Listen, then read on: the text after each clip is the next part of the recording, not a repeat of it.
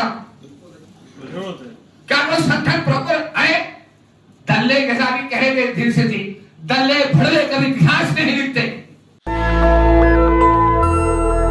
उसमें कोई भी शेड्यूल कास्ट शेड्यूल ट्राइब का आदमी किसी भी पार्टी में अगर है तो वो नाम के लिए है, उसका कोई वहां पर ना कोई महत्व है, ना उसकी कोई दो कौड़ी की औकात है। हाँ, इसमें क्या था, इसमें होना क्या था कि जब इधर एक संगठन बना, एक पार्टी बनी, एक राजनीतिक स्थिति बनी, तो पूरे देश में SC/ST समाज का सम्मान बढ़ा। ये बात सही है। माननीय काशीराम जी को उसका श्रेय जाता है, ये बात भी सही। लेकिन पिछले दिनों में जो हालात पैदा हुए, वो हालात हर आदमी देख रहा है। क्या क्या हालात खराब है, हालात अच्छे नहीं है। अब एक और उदय हुआ। हम वो लोग हैं जो बैठे जोशी साहब, पुलिस से कैसे बचाया जाए, उसको कैसे फाइनेंशियल सपोर्ट की जाए। हम लोगों ने वहां पर अपने हाथों से उस गांव में जब जो भी झगड़ा हुआ, हमने अपने हाथों से 16.5 लाख रुपया अपने हाथों से बांटा। कलेक्टर के ऑफिस में जाकर सहारनपुर वहां एक जिसके हाथ पैर कटे उसको हमने 10,000 रुपए का चेक दिया। लंदन से अपने लोगों को बुलाया, जैसा अभी भाई बता रहे थे, लंदन से लोगों को बुला के उनसे मदद कराई, अमेरिका से लोगों को बुला उनसे मदद कराई, हर तरह की सपोर्ट दी। और भारत सरकार के साथ हमने कहा इलाहाबाद हाई कोर्ट ने जमानत देती है, तुमने फिर भी रास्ता लगा रखा है, ये गलत है, इस रास्ते को हटा करके इस आदमी को जेल से बाहर निकालो। हम इस बात को क्लेम करते हैं आज मीडिया के सामने कि हमने चंद्रशेखर आजाद को जेल से बाहर कराने में महत्वपूर्ण योगदान इस महासंघ का रहा। जो है बैठे में पार्टी बन गई, पार्टी बनने के बाद सब चीजें हो गई, होने के बाद मंदिशा भी हो गई। अब हरियाणा में गए, एक को एक साथ पार्टी जुड़ा दिया, दूसरे को दूसरे में घुसा दिया, और कुल मिलाकर के कहानी को दूसरा रख दे दिया। ये बात सही है कि गलत है?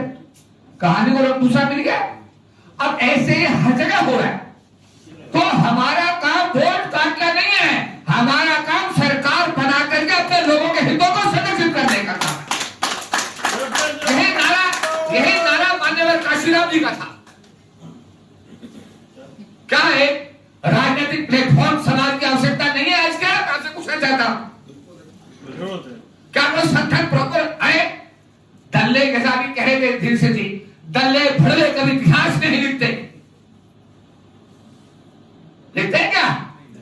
देने वाले इतिहास लिखते हैं। काशीराम ने दिया और डॉक्टर अम्बेडकर ने दिया, मान्यवर हीरा जोशी साहब सबको दे रहे हैं, देने वालों का इतिहास। अभी हमारे हिरल राजस्थान कह रहे थे, अरे राजस्थानी साहब, ये दफ्तर आपके लिए तो 24 घंटे है ही उपलब्ध है। भारत के chief justice of India justice KG Balakrishna साहब भी इसी ऑफिस में हर संडे SC/ST बच्चों की लॉ की क्लास लेते हैं। ये गरीब के लिए भी उपलब्ध है और भारत के सबसे बड़े चीफ जस्टिस के लिए भी उपलब्ध है। सबको फ्री ऑफ कॉस्ट दिया जाता है। और उसके साथ साथ अभी 15 दिन पहले 10 दिन पहले यहाँ पर भारत के सारे राजनीतिक SC/ST OBC समाज के, मानव की समाज के जितने भी पॉलिटिकल पार्टीज हैं, उनके सबके राष्ट्रीय अध्यक्षों की बैठक इसी हॉल में हुई। मैं नहीं था दिल्ली में, बैठक हुई। आपके भी अनेकों कार्यक्रम में उपस्थित नहीं हो पाता, और बहुत सारे लोग बैठे हैं जो करते हैं, कभी मैं समय मेरे पास नहीं होता है। उन सबके खाने का, पीने का इंतजाम भी, चाय पानी का इंतजाम भी, क्योंकि हम तो गांव में थे, हमारे पास तो कुछ भी नहीं था जी।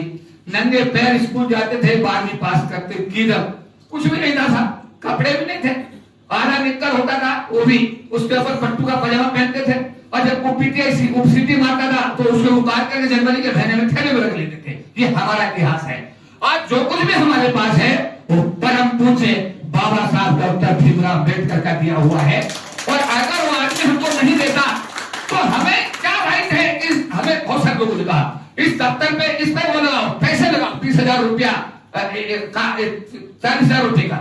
हमने कहा हमें राइट ही नहीं है साहब, हमारे पास अधिकार ही नहीं है। सी समाज की जगह समाज को दी जा रही है, ये समाज का अधिकार है।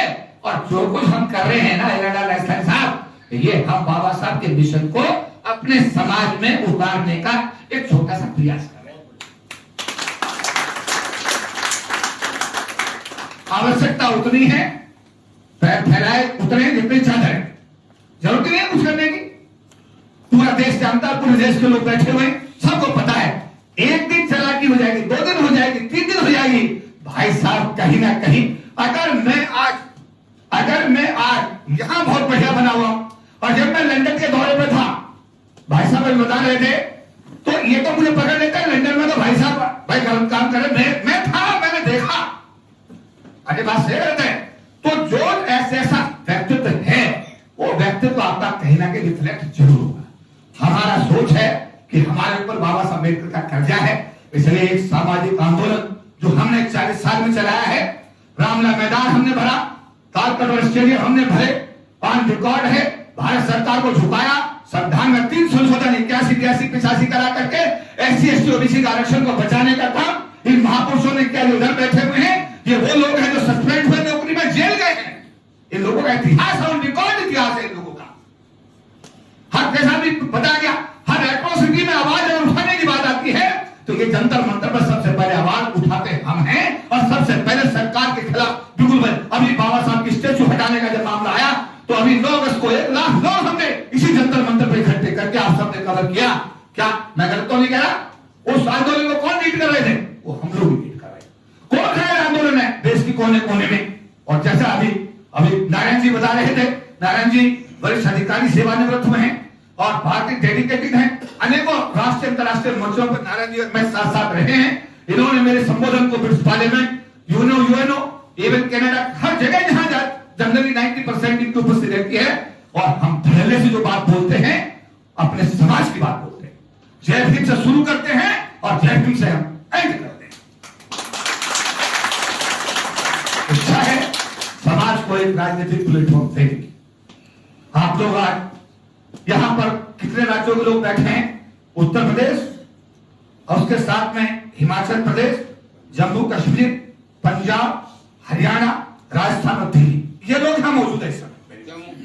जम्मू कश्मीर ने बोल दिया, जम्मू कश्मीर, ठीक है, इतने लोग यहां बैठे, यानी कि बहुत बड़ी ये आदमी हमें 80,000 लोग हैं, एक आदमी नहीं है, 80,000, 50,000 लोग बैठे हैं। और पूरा देश तो इनके हाथ में, पूरा देश है, पूरा समाज इनके हाथ में है। एक आदमी यहाँ जो बैठा है, हीरालाल राजस्थानी, पूरे जो हमारा गणित साहित्य है, जो हमारी एकेडमी, उसका सारा विद्यार्थियों का कार्यक्रम डॉक्टर सुंदर जी देखते हैं। हमारे वाल्मीकि समाज के भी हमारे भाई यहाँ पर, जो हमारा जो एक कहावत है, क्या गांव में क्या बोले, क्या कहा जाता है जनरली आदमी, सारे चूहे चबा गए। अरे जब हम दोनों एक ही हैं, पिछले दिनों हमारे समाज में आग लगाने की कोशिश हुई नारायण जी, और खूब कत्लेआम तक कराने की कोशिश हुई। हमने यहाँ पर बैठे दोनों समाजों को बैठाया, समझाया, झगड़े को खत्म कराया, और आज प्यार मोहब्बत से दोनों हमारे भाई, दोनों समाज एक साथ मिलकर के आज काम कर रहे हैं। ये बात नहीं गलत। समाज में जब भी विपत्ति आई है, हम लोगों ने अपने आप को छोड़ने का काम किया। राजनीतिक मंच आज समाज की आवश्यकता है। माननीय जोशी साहब का भी इशारा है, इस पर विचार किया जा रहा है। आने वाले दिनों में आपको निश्चित रूप से कुछ और मिलेगा। तो कल हमने एक चर्चा की हरियाणा, उसमें हमारा जो कल हम हरियाणा में थे, गुड़गांव में, फाइनेंशियली भी आपको ऊपर आना है, आर्थिक रूप से मजबूत होना है। अब जब मैं मलेशिया में गया, नारायण जी को मैंने पूछा कि आप तुम लोग इतने मालदार कैसे हो गए? उन्होंने कहा मैं तमिलनाडु से हम लोग पानी के जहाज में पहुंच गए, यहाँ पर मजदूरी करते थे, रोटी खाने के लिए नहीं थी। मजदूरी करी, पत्थर तोड़े, पैसे को जोड़े, जिसके पास 500 हुए, 1000 हुए, हमने छोटी छोटी जमीन खरीदनी शुरू कर दी। छोटी छोटी जमीन खरीदनी शुरू कर दी। एक आदमी नहीं खरीद सकता था, तो हम लोग सारे इकट्ठे होते थे। तेरे पास कितने? 50, तेरे पास 100, वो पैसे इकट्ठा है जमीन, और उसे जो बेचा, जो प्रॉफिट हुआ, सबने बांट दिया। आज वो मलेशिया की सरकार को प्रभावित करता है। प्रधानमंत्री उनके कार्यक्रम में पूरी कैबिनेट के साथ में आया, इतनी ताकत मलेशिया के अंदर उन्होंने। हम लोग एक प्लेटफॉर्म आपको ये भी देंगे आने वाले दिनों में। यमुना एक्सप्रेस वे पर खूब लोग पैसे कमा रहे हैं। खाटू श्याम एक और आज के डेट में बड़ा बर्निंग पॉइंट हो रहा, वहां पर भी खूब लोग पैसे कमा रहे हैं। पर हमारे लोगों को ठगा जा रहा है। हमारे लोग अगर कहीं बेचारे कुछ ले भी लेते हैं, तो पता लगता है कि 100% लोगों के साथ धोखाधड़ी हो रही है।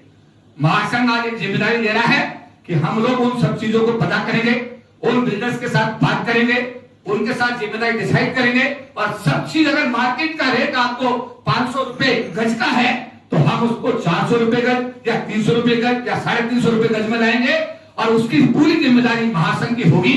और आप लोग जो भी अपना इन्वेस्टमेंट करना चाहते हो, कि आए दिन मेरे चैम्बर में ऐसे केस आते हैं, साहब मेरा 200 गज का प्लॉट कब्जा लिया, साहब मेरा मकान कब्जा लिया, साहब मेरे मकान का कब्जा आज तक नहीं दिया। ये रोज की समस्याएं हैं और एक दो लोग यहाँ बैठे हुए भी हैं। राजेश जी सही बात है बेटे, ऐसा है ना।